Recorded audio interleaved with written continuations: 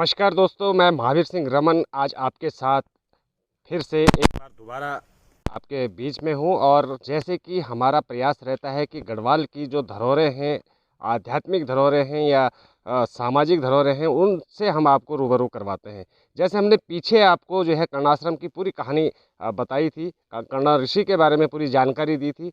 और इसी संदर्भ में आज हम जो है इस वक्त चरेख की रोड पे हैं। और यहाँ पर एक हमारे ऐसे महर्षि चरक थे जो कि आयुर्वेद के जनक थे, लेकिन बहुत से लोग उनके बारे में नहीं जानते। और गढ़वाल का ये जो धरोहर है, इसको चरेख डाणा के नाम से जाना जाता है।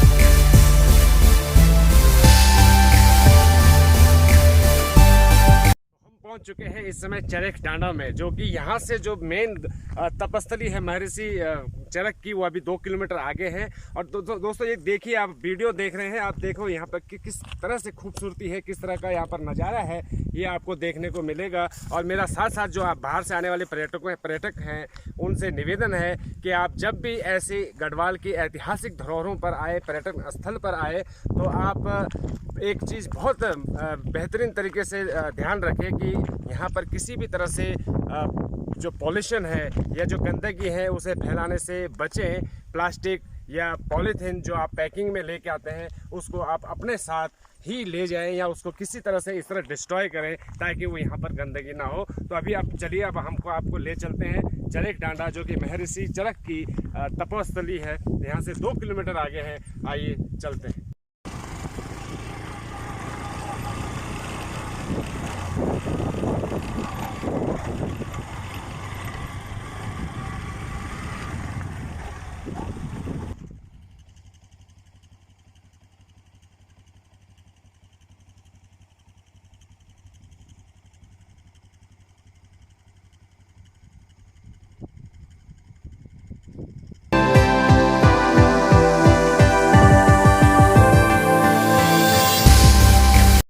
चुके हैं ग्राम चरक में, और जो कि चरक ऋषि के नाम से ही इस गांव का, इस ग्राम सभा का नाम जो है कि चरक पड़ा है। ये आपको ऊपर बोर्ड पे भी लिखा हुआ आप देख सकते हैं। और ये यहाँ एक खूबसूरत, एक रमणीक जगह है। तो हम आपको बताते हैं कि यहाँ से 500 मीटर की दूरी पे महर्षि चरक की तपोस्थली है, जो अभी आपको हम वहाँ तक ले जाएंगे। और ये की खूबसूरत जगह है, पूरी हाइट पे, ऊंचाई, बहुत सारी ऊंचाई पे ये रमणीक स्थल है। और जिन लोगों को ट्रैकिंग का शौक़ हो, उनके लिए तो बेहतरीन जगह है। यहाँ पर ट्रैकिंग भी हो सकती है, साथ साथ आप जो है कि एक विश्व विख्यात ऐतिहासिक धरोहर महर्षि चरक की तपस्थली चरक डांडा में इस वक्त आप हैं और आपको हम दिखा रहे हैं। और इसी के साथ हम आपको ले चलते हैं। आइए मेरे साथ चलिए चरक डांडा महर्षि चरक की तपोस्थली। तो जिस तरह से हमने आपको चरक की यात्रा बताई है, और इस वक्त जो है कि अगर आप जब भी यहाँ पर आएंगे तो आपको गाड़ी यहाँ पीछे खड़ी करनी पड़ेगी और यहाँ से ऊपर पैदल यात्रा करनी पड़ेगी। और इसके लिए आपको यहाँ पर एक सिंबल के तौर पे एक बोर्ड लगा हुआ है, जो कि चरक ऋषि के जो चरक संहिता है उसमें इसको चरकांड या शिखर कहते हैं, और जो स्थानीय भाषा उसे चरक डांडा के नाम से कहते हैं। तो आइए चलते हैं। यहाँ से 500 मीटर की दूरी पे ऊपर पैदल रास्ता है, थोड़ा सा चढ़ाई है, वो आपको चलना पड़ेगा। तो आइए आपको ले चलते हैं चरक डांडा। यहाँ से आपको पैदल चलना होगा।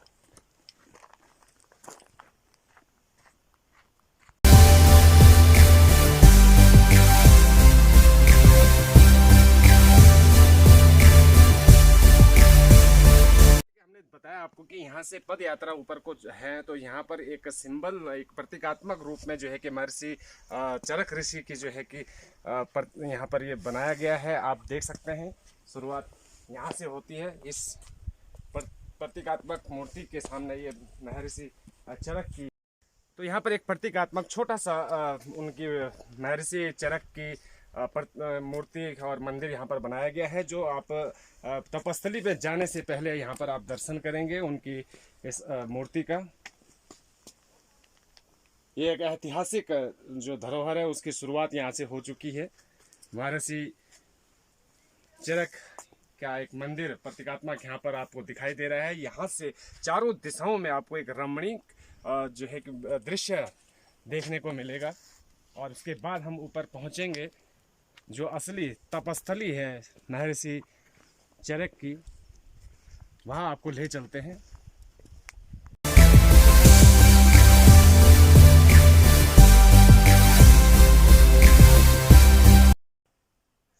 तो आज जो है 28 नवंबर 2021 और इस समय शाम के 4:40 हो रहे हैं और हम पहुंच चुके हैं बिल्कुल महर्षि चरक की तपस्थली चरेक डांडा में। जी हाँ, चरेक डांडा बिल्कुल हम मुख्य द्वार पे ही हैं और अभी आपको मेन तपस्थली पे जो है हम आपको लेके चलेंगे। बिल्कुल हम पहुंच चुके हैं।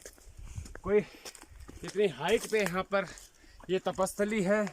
थोड़ा सा दिक्कतों का सामना अवश्य आपको करना पड़ेगा, लेकिन आखिर इस विश्व विख्यात धरोहर को देखने की लालसा अगर आपके मन में है, दिल में है, तो अवश्य एक बार चरक डांडा आए। और यहाँ की खूबसूरती देखिए, बहुत देखने लायक है। आप देख सकते हैं कि आसमान को छूती हुई ये ऊंचाई और बिल्कुल एकांत पीसफुल। और ये देखिए खेत भी यहाँ पर लोगों ने किए हुए हैं, गाँव वासियों ने। जो गांव है ग्राम सभा चरक है। और यहाँ की प्रसिद्ध सब्जी है मूला, जो इस समय आप देख रहे हैं खेत में बोया हुआ है, लग रहे हैं। और यहीं का जो ये मूला सब्जी है वो कोटद्वार सब्जी मंडी में भी जाता है और लोग वहाँ उसे बड़े चाव से लेते हैं और खाते हैं। तो आइए, बहुत ही जल्द हम इतने परिश्रम के बावजूद पहुँच चुके हैं चरक डांडा में, महर्षि चरक की तपस्थली चरक डांडा। आखिरकार हम पहुँच चुके हैं महर्षि चरक की तपस्थली चरक डांडा में। जी दोस्तों, देखिए यहाँ क्या खूबसूरत नज़ारा है। इस हाइट पे, इस ऊंचाई पे बेहतरीन दृश्य आपको देखने को मिल रहा है। और ये हम इस वक्त चरक डांडा में महर्षि चरक की तपस्थली और ये मंदिर आपको सामने दिखाई दे रहा है। यहाँ पर महर्षि चरक की प्रतिमा लगी हुई है।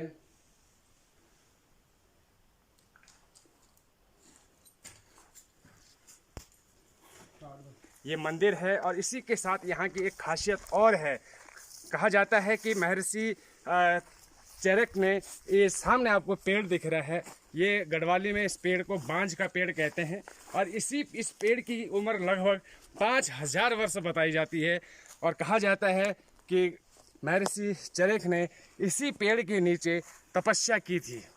और आइए देखिए, इस पेड़ की पूजा यहाँ पर लोग करते हैं। यहाँ पर भंडारा होता है और ये आपको दिखाई दे रहे हैं कि ये चूल्हे बने हुए हैं जिसमें कि भोग बनता होगा। जब यहाँ पर पाठ होता होगा या पूजा होती होगी, उस वक्त यहाँ पर प्रसाद बनाया जाता है।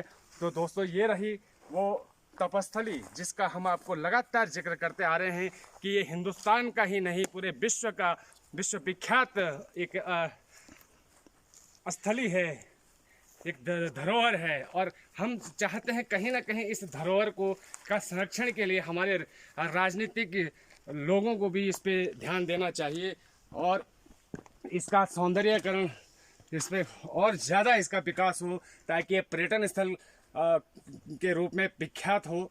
और यहाँ पर बाहर से लोग आए। ये आप देख रहे हैं इस पेड़ के नीचे किस बहुत पुराना ये चबूतरा इसमें बना हुआ है। और इस पेड़ की उम्र लगभग 5000 वर्ष बताई गई है, जिसका जिक्र महर्षि चरक के जो चरक संहिता है उसमें भी इसका जिक्र है। और आप देख सकते हैं ये पेड़ 5000 वर्ष पुराना पेड़ है। वाकई इस पेड़ की कोई खासियत रही होगी जिसके नीचे महर्षि ने अपना तप किया और यहाँ पर ज्ञान अर्जित किया। और साथ ही एक चीज़ और मैं आपको बता दूं कि इस जगह को पहले अंग्रेज़ों ने लैंसडाउन के लिए चुना था, क्योंकि लैंसडाउन का ये जो आज कालोडांडा में लैंसडाउन है वो पहले यहाँ पर बसाया जा रहा था, लेकिन उस वक्त यहाँ पर पानी की दिक्कत होने की वजह से यहाँ से उसको वहाँ स्थानांतरण कर दिया गया। तो दोस्तों बहुत सी चीज़ें हैं, हमारी जो ऐतिहासिक धरोहरें हैं वो उनका इतिहास बहुत पौराणिक इतिहास है, बहुत मान्यता वाला जो है कि स्टोरी है, कहानी है। लेकिन कहीं ना कहीं हमने इन चीज़ों को, ऐसे स्थलों को की जो है कि नज़रअंदाज कर दिया, और आज हम उसका जो खामियाजा भुगत रहे हैं कि जिस तरह से भारत का नाम पड़ा भरत के नाम से, और भरत की क्रीड़ा स्थली थी कर्णाश्रम, जो ठीक यहाँ से भी आपको यहाँ से बिल्कुल इस एरिया में ही आता है। और कहीं ना कहीं जो है कि राजनीतिक दलों ने या जो लोग इस देश को संभालते हैं, इसे संवारने का कार्य जिनके जिम्मे है, उन्होंने इसको नज़रअंदाज किया, और नहीं इस तरह की धरोहरों की रख रखाव हो पाया, इनका विस्तारीकरण नहीं हो पाया, जिससे कि दुनिया में इसका नाम हो। और इस तरह से, और मेरी यही ख्वाहिश होगी, हमारा यही प्रयास है कि हम इस तरह के जो हमारे आध्यात्मिक स्थल है उनको हम उजागर करें, शासन प्रशासन तक आवाज़ जाए, ताकि इसका नवनिर्माण, इसको दोबारा से पुनर्जीवित किया जाए और इसका नाम विश्व विख्यात किया जाए। जो एक पौराणिक धरोहरें होती हैं, इस तरह की धरोहरें होती हैं, वहाँ पर एक अजीब ही आनंद आता है, सुकून मिलता है। वाकई ये यहाँ पर आकर के मुझे भी अनुभूति इस चीज़ की हुई है। इस पेड़ के नीचे आकर के मेरा मन बिल्कुल शांत है, प्रफुल्लित है, और जो हमने 500 मीटर की चढ़ाई चढ़ी उसका कोई एहसास इस वक्त मेरे को दिखाई नहीं दे रहा है। तो कहीं ना कहीं हमारे पौराणिक और जो पुराने लोग कहते थे कि एक पॉजिटिव एनर्जी ऐसी जगहों से मिलती है, ये पौराणिक स्थल हैं, और वाकई इसमें जो है कि कोई दो राय नहीं है कि किस तरह का मैं खुद फील कर रहा हूँ कि किस तरह की एनर्जी मेरे अंदर इस वक्त है।